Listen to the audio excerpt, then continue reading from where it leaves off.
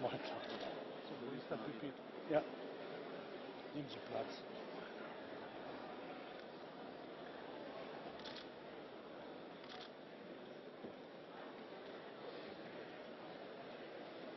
Hanno, schiebt das Ding mal ein bisschen näher hier.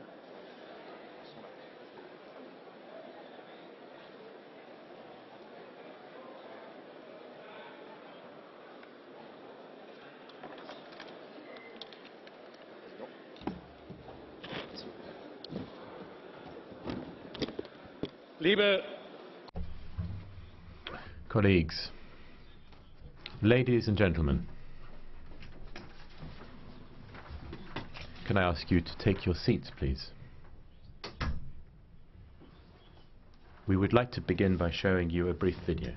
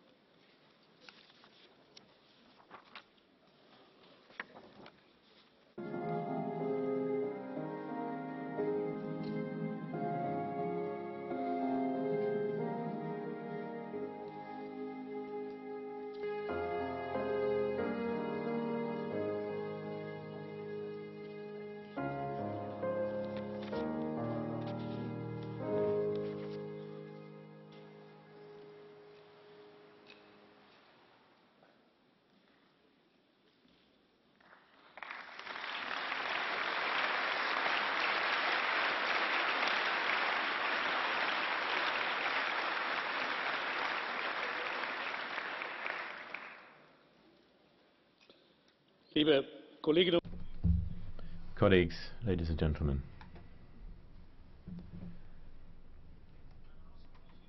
it is a great honor for me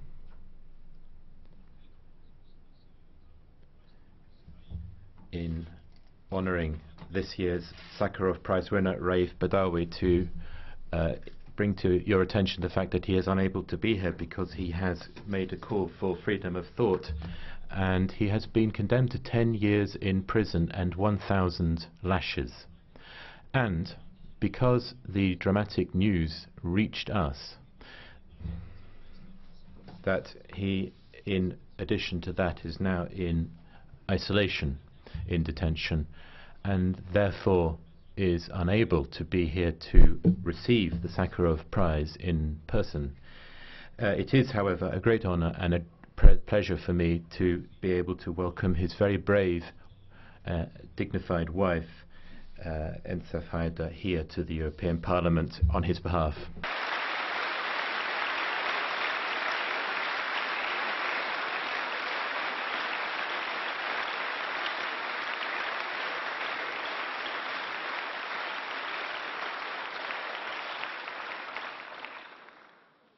unter den There are many guests who have done us the honor of attending the 2015 Sakharov Prize award ceremony, and there are representatives of the diplomatic corps, including two guests who I would like to welcome very warmly. And I agreed with Mrs. Haidar that I would address these to Olga Shorina and Boris Nemtsov Foundation, and Mrs. Aristi Goista, the representative of the Venezuelan opposition movement. These are both groups which were also in the competition for this award, and I would like to express my thoughts to you.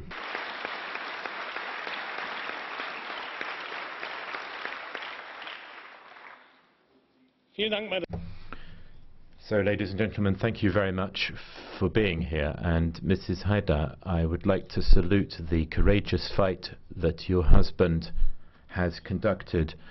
And Mrs. Haidar, I would like personally to say to your family and to your children and to your friends that you have behaved in a dignified and resolved and courageous way in order to try and bring your husband home and you have 3 children who are 12, 11 and 8 years of age and who are waiting for the return of their father.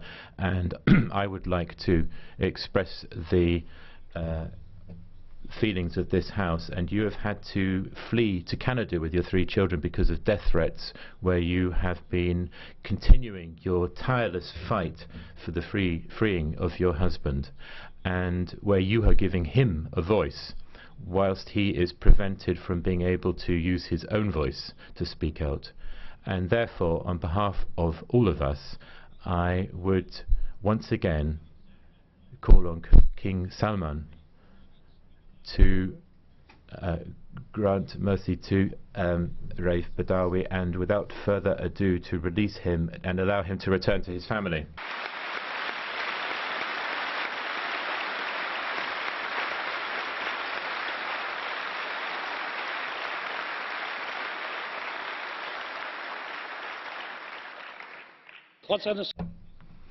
Despite the great risks, Raif Badawi, as a blogger, bravely supported freedom of thought, promoting it, and all he was doing was exercising his right to freedom of expression, and he was filling thereby a gap in a country where there is the lack of a free press. There's a vacuum in the country for the freedom of expression of thought, and Raif Badawi spoke up for the right, the human right of being able to speak your thoughts in a country, in a society in which the thoughts and ideas of others need to be spoken out. And he had a book of his collected thoughts which he dictated, and he said that he wished to bring light into society and to break down the walls of ignorance, and was pursuing the goal of the inalienability of spiritual questioning in his country, and respect for the freedom of thought and the freedom of belief, and also respect of the rights of women, the protection of minorities, and the fundamental rights of citizens, whereby each individual person can have those rights guaranteed. And it is in that way that in 2006 Raif Badawi set up the Saudi Free Liberals Forum internet site, calling for religious, cultural and political reforms publicly in a discussion forum. 2 years later, the government forced him to close down that forum, but he didn't give up. Quite to the contrary, he came back with a new internet forum, the Saudi Free Liberals Network, and that had 10,000 members discussing politics. And when the so-called Arab Spring reached the arena, there was a lively debate on that platform and on that network, and the closing down of Badawi's network was an enormous loss for freedom of expression in his country. He was not only censored, we know that he was arrested and received the first 50 lashes before a crowd, and his flogging aroused great distaste throughout the world, and there was broad condemnation of these events. And following the deterioration of his already poor health, the further lashes were postponed. Raif Badawi has become a symbolic figure and has served as inspiration for all of those who wish to support basic rights, not just in that region, but far beyond that throughout the world. And it is true that Raif Badawi is not alone in that fight. His own lawyer, Balit Abu Akiyah, 36 years old, was sentenced to 15 years in prison, and as an observer of human rights, calling for and condemning human rights abuses, Dr. Kultur, who was responsible for civil and citizens' rights, was arrested and was sentenced to 8 years in prison and a 10-year travel ban. And only a few weeks ago, Ashraf Fayyat, a young poet, and was condemned because of apostasy and condemned to death. And nevertheless, the trial was condemned because of inadequate processes. Then Ali Mohammed Al-Nimr, 21 years old. He wasn't even 18 years old when he was arrested. And he was calling for equal rights in Saudi Arabia, and nevertheless condemned to death with crucifixion. We are deeply concerned and shocked about reports that this sentence will be executed in the coming days. And because of what we have done for Raif Badawi, we have a resolution of the European Parliament that calls on the Saudi authorities, and I am doing this on behalf of all of us, and I'm repeating it once again today. Allow Mr. Mohammed Al-Nimr to be released, suspend the death sentence, and desist from the execution of this gruesome sentence.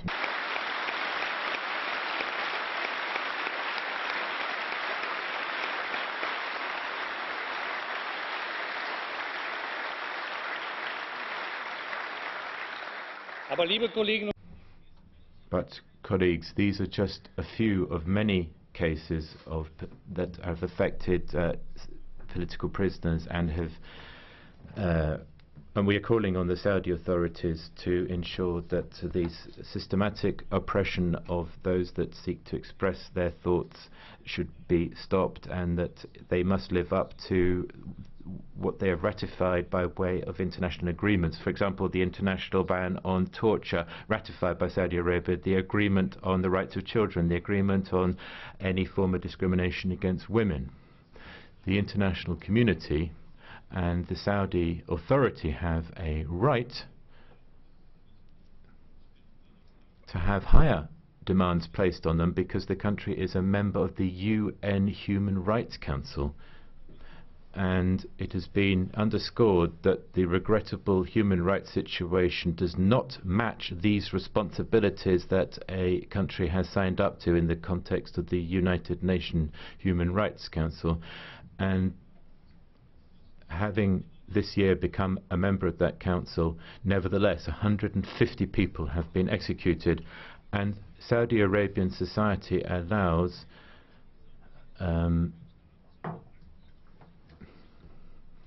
there is a very great number of people using the social media, and yet there is great censorship of the media. There are more than 400,000 websites that have been blocked, and worse still, those that use the internet to avail themselves of the possibility of social media and to express their thoughts are being punished most harshly. Nevertheless, we are prepared to dialogue, a dialogue on human rights between the EU and Saudi Arabia at a parliamentary level might contribute to being able to improve the situation, to promote mutual understanding and bring about reforms. There have no doubt been some positive developments. There has been a law on private associations and organizations which are now permitted, and there is unimpeded access for civil society. There's been some progress on the rights of women in elections, but nevertheless the country is far away from equality, and we do support equality between men and women, and we oppose any form of discrimination, and we call on Saudi Arabia to live up to its commitments and ensure that the system where men take precedence over women should be abolished. This is not a valid way of proceeding in the 21st century.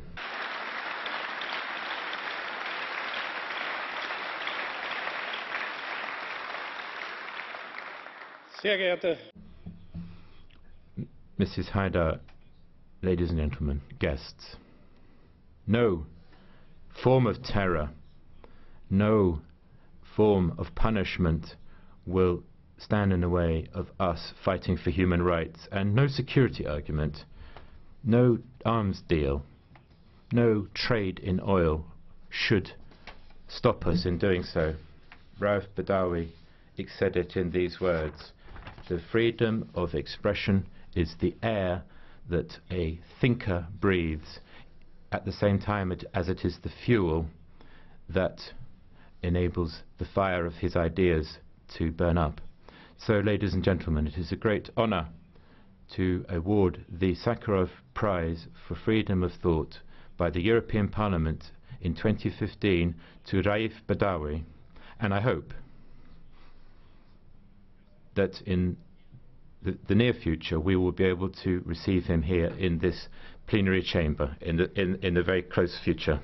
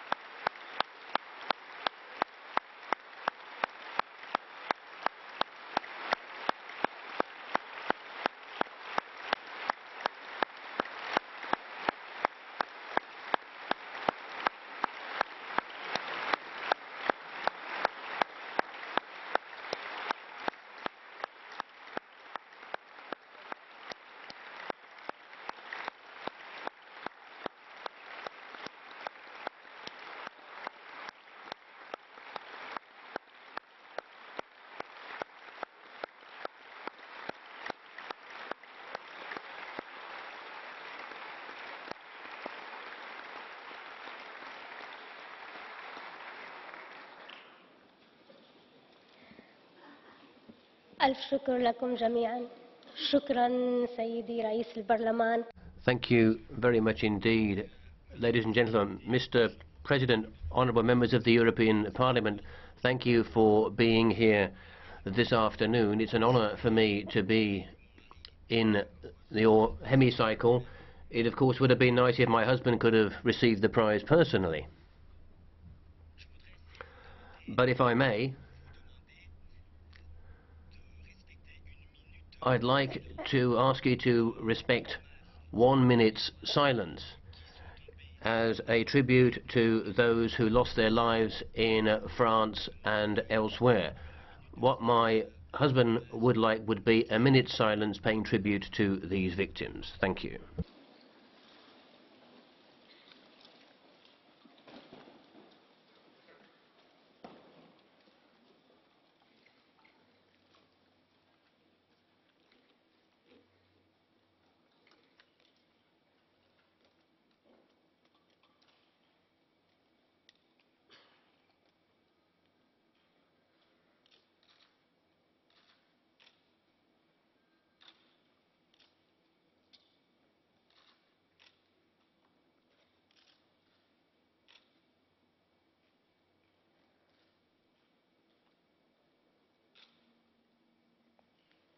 ألف شكر لكم. Thank you very much indeed. سيد رئيس البرلمان الأوروبي، أيها السيدات. Mr. President of the European Parliament, honourable members of the Parliament, I stand here before you speaking boldly to the representatives of the great nations of Europe to say how proud I am of my husband and to be here in one of the great arenas for democracy.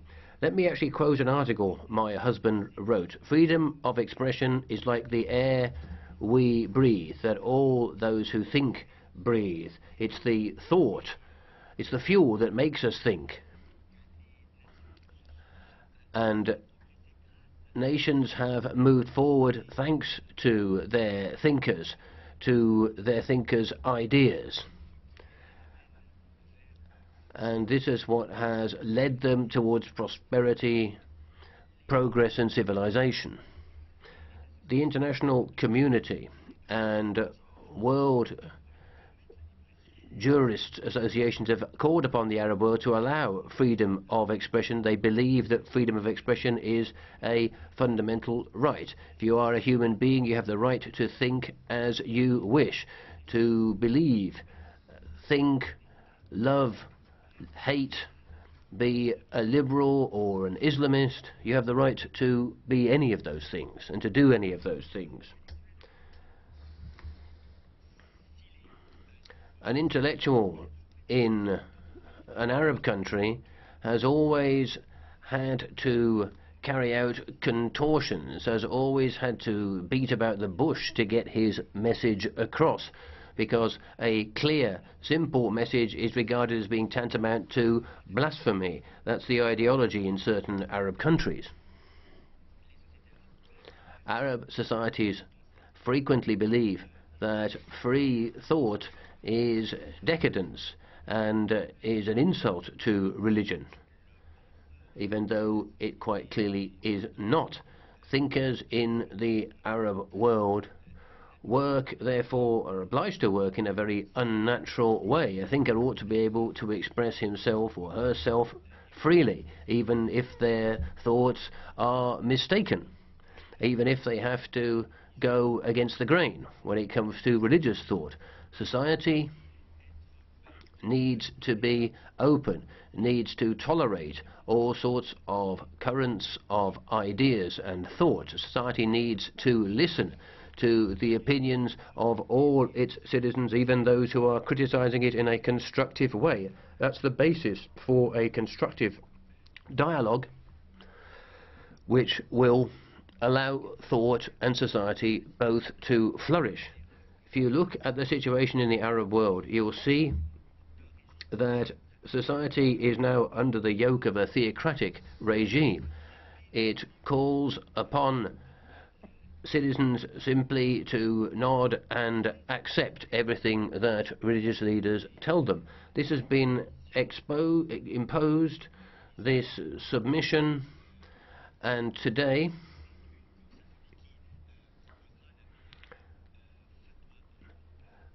people now are, if you like, competing to see who can come up with the most powerful fatwa, threatening those intellectuals who are trying to defend freedom of thought. This is leading to an exodus of thinkers, people who are looking for an intellectually purer atmosphere abroad. My husband, ladies and gentlemen, said that the religious leaders are trying to intimidate thinkers because thinkers are cutting the ground from under them and revealing their lies and ignorance to all. We have a young Saudi citizen who's been in prison since 2012. He's been accused of apostasy and was originally condemned to death and then to a very heavy sentence. 10 years in prison, a $300,000 fine and 1,000 lashes, ladies and gentlemen, which will be given at a rate of 50 lashes per week every Friday after prayers. There's also a travel ban and a ban on speaking to the press for 10 years even after being released from jail. Raif isn't a criminal.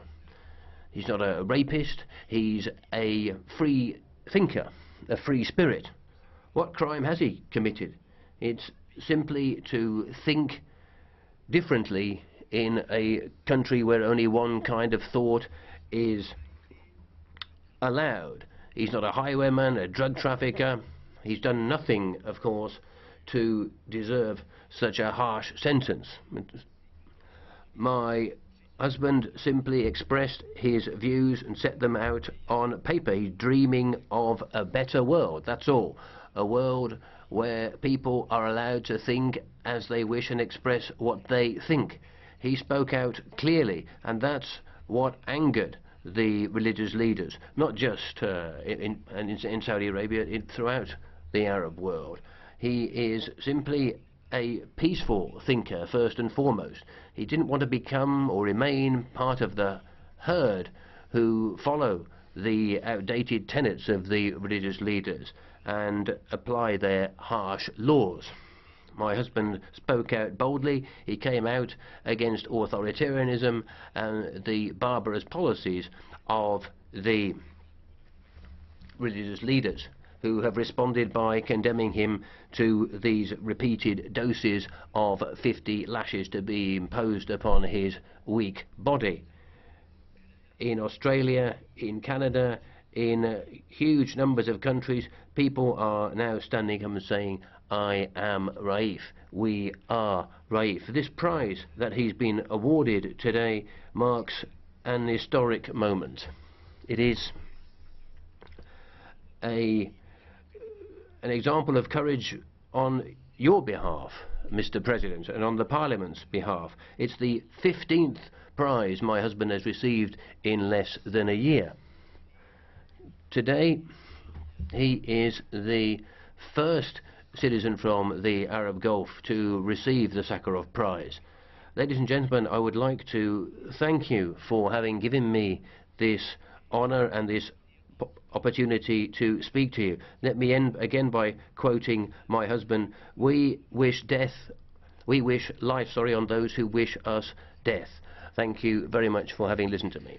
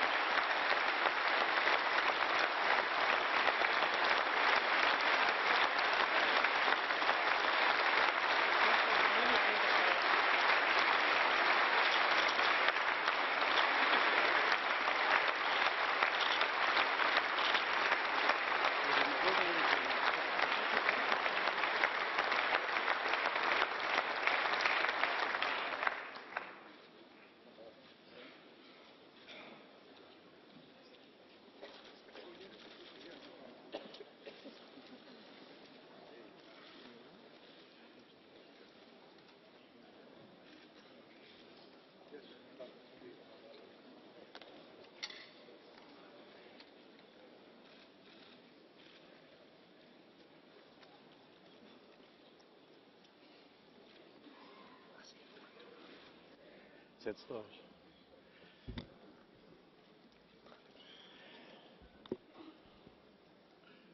Liebe Kolleginnen und Kollegen. Ladies and gentlemen, colleagues, I have to, in your name, thank Madam Haider. I had the opportunity before this presentation to have a long conversation with Madam Haider, and I think that she'll agree with me if I say that you told me about your 3 children. There is a girl from 12 and there's a boy of 11 and a young girl of 8 who are waiting for their father in Canada. And Madam Haider said to me that Mr. Badawi, every time he speaks to her, asks a question, remind me to the children. And I think we can all understand what that means for a father and a mother who has to deal with and talk to her husband under these conditions. And he says, every time, the children mustn't forget me. And she says, the children will forget you, none of us forget you. And I think today is a contribution to that the children also know that their father has not been forgotten, that we fight for him, we struggle with him. And everyone in this room is astonished by your enormous courage. Thank you very much for your speech.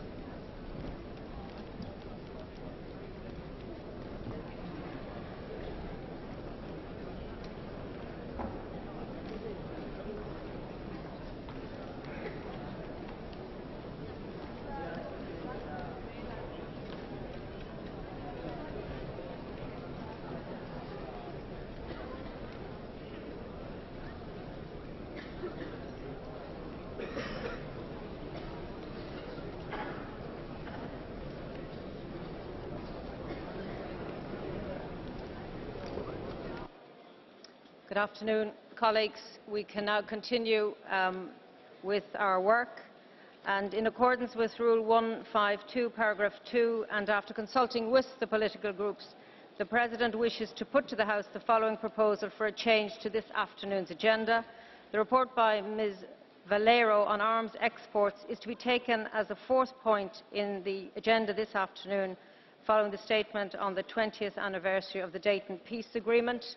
Are there any objections to that? As that is not the case, the agenda is approved with this change taken into account.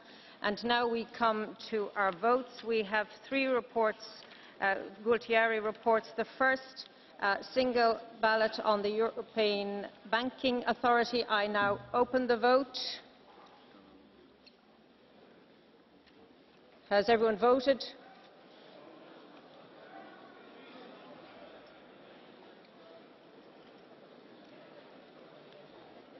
Has everyone voted now?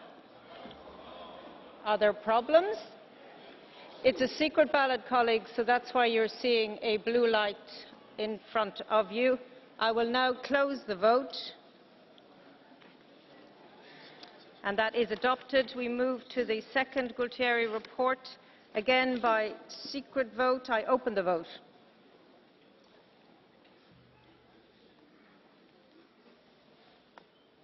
And if everyone has voted, I will now close the vote. And that is adopted. Our third report from Mr. Gualtieri, secret ballot. I open the vote.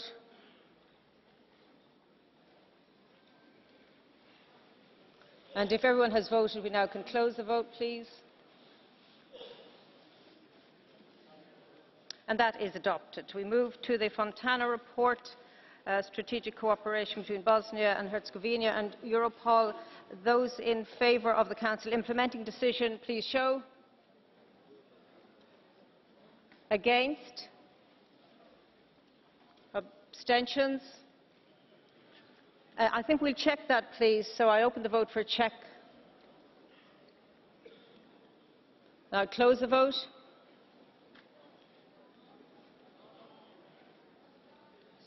And that is adopted. So we move to the legislative resolution by roll call. We open the vote.